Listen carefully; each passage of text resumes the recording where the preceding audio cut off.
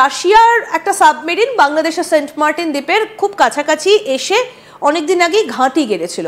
তারপর প্রেক্ষাপট বদলে গেছে, শেখ হাসিনা দেশ ছেড়েছেন প্রধানমন্ত্রী, তারপরে সেখানে আমেরিকা ঢুকে পড়েছে, পাকিস্তান এসে গেছে, চীন এসে গেছে। ইউক্রেনের ব্যাপারটা এবার কি হলো? ইউক্রেন কেন বাংলাদেশে এত কিছু হাঁকডাক শুরু করে দিল? ইউক্রেনের কারণটা কি? আসলে ইউক্রেনকে আমি দোষ দিতে পারি না। ইউক্রেনের স্ট্যান্ডটাকে আমার খুব একটা ভ্যালিড স্ট্যান্ড মনে হয়েছে। কেন ভ্যালিড স্ট্যান্ড মনে হয়েছে? আইনের ভাষাতে একটা কথা আছে যেটাকে আমরা বলি হচ্ছে হ্যান্ডলিং স্টোলেন গুডস, অর্থাৎ চোরাই মালামাল অপরজন যখন রিসেল করে সেটা নিয়ে সব দেশে বোধ করি আইন আছে। বর্তমানে যেই টোকাই সরকার আছে বাংলাদেশে, অবৈধ যে জঙ্গি সরকার আছে, তারা এই হ্যান্ডলিং স্টোলেন গুডস এর সাথে জড়িত হয়েছে, যেটা ইউক্রেন অভিযোগ করেছে আপনার ভারতে থাকা বাংলাদেশ হাই কমিশনকে।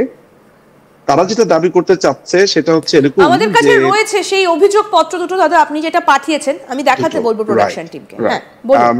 এখানে আমি আগে বলে নেই যে এই সংবাদটি জাস্ট প্রকাশিত হয়েছে দি এশিয়া পোস্টে, তো সেখান থেকে আমরা জিনিসগুলো আসলে শুরুতে জানতে পারি। জানার ব্যাপারটা খুব ইন্টারেস্টিং ব্যাপারটা হলো যে আপনি জানেন যে ইউক্রেন রাশিয়ার যুদ্ধ শুরু হয়েছে 2022 সালের ফেব্রুয়ারিতে। সেই সময়টাতে ইউক্রেনের বেশ কিছু স্থান দখল হয়ে যায়। সেই সব জায়গাগুলোতে আসলে কিছু অসৎ উপায় লোকজন, ব্যবসা, সেটা নানান ধরনের লোকজন নানান ভাবে সেখানে এক ধরনের ব্যবসা প্রতিষ্ঠান ওই অধিকৃত অঞ্চলটাতে করে, সেটা আলাদা বিষয়। কিন্তু মজার হচ্ছে সাত্তার মিয়া নামে বাংলাদেশের একজন, যিনি নিজেকে রাশিয়ান নাগরিক বলে দাবি করেন, আসলে তিনি একজন বাংলাদেশি। এই লোকটির বিরুদ্ধে বিস্তর অভিযোগ আগে থেকেই ছিল। কখনো অস্ত্র ব্যবসায়ী বলে নিজেকে পরিচয় দিচ্ছে, কখনো এগ্রিকালচারাল বিভিন্ন ব্যবসায়ী, নানান ধরনের আসছে তার কথাতে। কিন্তু মুশকিলটা হয়েছে ইউক্রেনে বিভিন্ন রকমের অসৎ লোকের মাধ্যমে সে যেটা করে, বাংলাদেশে সে 7.5 লক্ষ টন আপনার গম আমদানি করে। এই গমটা আমদানি করবার পর ইউক্রেন বাংলাদেশকে অভিযোগ জানায় এইটা বলে যে আমাদের জায়গাটা দখল করবার পর সেখানে দখলকৃত অঞ্চল থেকে বাংলাদেশের এই সাত্তার মিয়া এরা ডিল করছে এবং সেখান থেকে বাংলাদেশে গম পাঠাচ্ছে, যেটা অবৈধ। ডিল করতে হলে ইউক্রেনের সাথে করতে হবে, ইউক্রেন যাতে ব্যাপারগুলো জানে। অর্থাৎ ব্যাপারটা এমন যে ধরা যাক যে আমি একটা ভারত দিয়ে বোঝাই যে ভারতের একটা অঞ্চল কোনো না কোনো ভাবে বিদ্রোহী হয়ে তারা এখন আর কেন্দ্রীয় সরকারের কথা শুনবে না, তারা এখন ব্যবসা বাণিজ্য শুরু করে দিয়েছে অন্য একটি দেশের সাথে। সেখানে ভারত সরকার তাদেরকে বলছে যে আপনি ব্যবসা করতে হলে বা কিছু করতে হলে ভারতের সাথে করতে হবে, নট ওই পার্টিকুলার রাজ্য পার্টিকুলার অংশ। ব্যাপারটা একেবারেই তাই। এই যে এই ঘটনাটা সাত্তার মিয়া ঘটালো, সে কি 7.5 লাখ টন আপনার গম সে কি আপনার এমনি বাংলাদেশে ঢুকাতে পারলো বাংলাদেশের অথরিটির কোনো ধরনের অনুমতি বা তাদের যোগসাজশ ছাড়া? সেইটা খুঁজতে গিয়ে যেটা বের হয়ে সেটা হচ্ছে যে বর্তমানে যে আপনার এই যে স্বরাষ্ট্র উপদেষ্টা আছে, তিনি একই সাথে আপনার কৃষি উপদেষ্টাও বটে। এই স্বরাষ্ট্র উপদেষ্টা করলো কি, তার প্রভাব খাটিয়ে এখান থেকে পার্সেন্টেজ নিয়ে এই চুরিকৃত মাল বাংলাদেশে খালাস করে দিয়েছে। নাম্বার 1। এই জাহাঙ্গীরের সাথে আবার আরেকজন আছে, আপনারা জানেন যে যাকে নিয়ে আমরা বেশ কিছুদিন ধরে আলোচনা করছি, সেটা হচ্ছে কামরুল হাসান, এই যে প্রিন্সিপাল স্টাফ অফিসার সেনাবাহিনীর, যে কিনা আপনার সেনাবাহিনীর প্রধান ওয়াকারুজ্জামানকে হটিয়ে নিজেই সেনাপ্রধান হওয়ার পায়তারা করেছিল গত কয়েক সপ্তাহ আগে।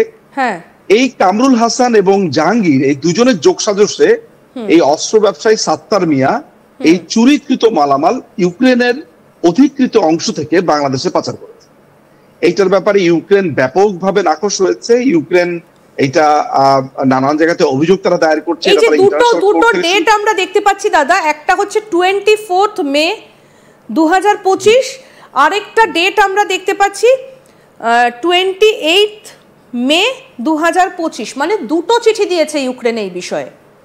রাইট, দুটোই তারা তাদের এই দুটো চিঠি কোথায় দিয়েছে, মানে কাদেরকে দিয়েছে? তারা দিয়েছে হচ্ছে ভারতে অবস্থিত বাংলাদেশ হাই কমিশনকে তারা চিঠিটা পাঠিয়েছে এবং তারা এটা জানিয়েছে যে বাংলাদেশ একটি স্বাধীন সার্বভৌম রাষ্ট্র হিসেবে তারা অভিহিত করে বলেছে, যদিও এটি একটি পূর্ব পাকিস্তান।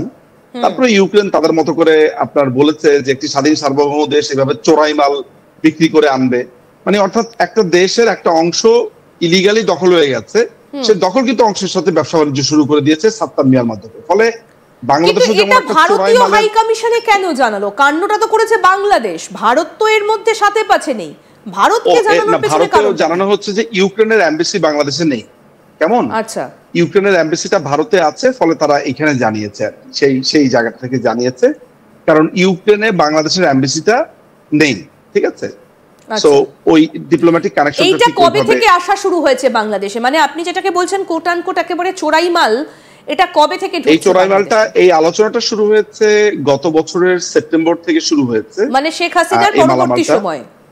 হ্যাঁ, পরবর্তী সময়। আপনার মনে আছে আমরা বেশ কিছু জাহাজ থেকে মালামাল অফলোড আনলোড নিয়ে আলাপ করছিলাম, কারা আসছে, কিভাবে আসছে। এই পাকিস্তানও একটা রাশিয়ান জাহাজও ঢুকেছে রিসেন্টলি, তবে আমরা জানি না যে এটাই সেই জাহাজ কিনা, সেটা আমরা জানি না। তবে এই যে বাগেরহাট মোংলাতে একটা রাশিয়ান জাহাজ ঢুকেছে, যেটা ধরা পড়েছে এবং যেটা সূত্র মারফত আমরাও সেই ছবিটা পেয়েছি, কিন্তু আমরা জানি না, আমি দর্শকদের এটাও বলবো এবং দাদা আপনাকেও বলবো, আমরা জানি না যে এই জাহাজে করে কি এসেছিল, তবে এই জাহাজটা ঢুকেছে, সেটা ধরা পড়েছে, সেটা দেখা গেছে।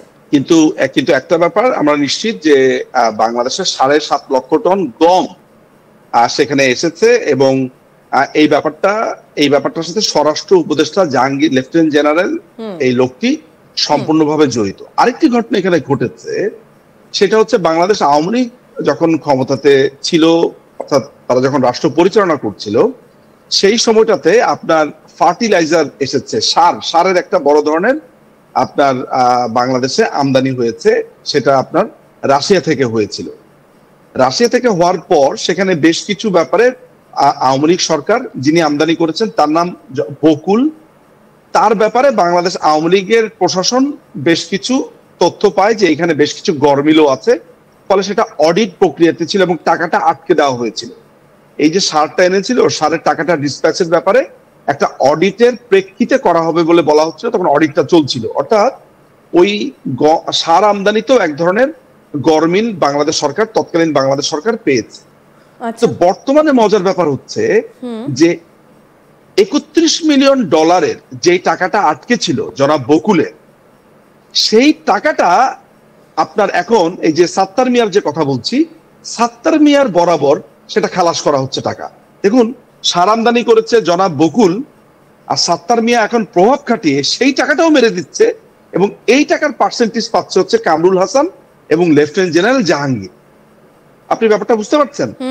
অর্থাৎ সেনাবাহিনীর এই লোকটি এবং আপনার স্বরাষ্ট্র উপদেষ্টার, এই কথিত ইলিগাল গভর্নমেন্টের এই স্বরাষ্ট্র উপদেষ্টার দুইজনের যোগসাজশে শত কোটি টাকার পার্সেন্টেজ ব্যবসা হচ্ছে। আপনি বুঝতে পারছেন যে এরা এখানে এসেছেই, যে আমরা বারবার বলছি যে এদের একজন পিয়ন পর্যন্ত 150 কোটি টাকা, 200 কোটি টাকা, তানভীর নামে একজন পিএস 400 কোটি টাকার টাকা পয়সা কামিয়েছে।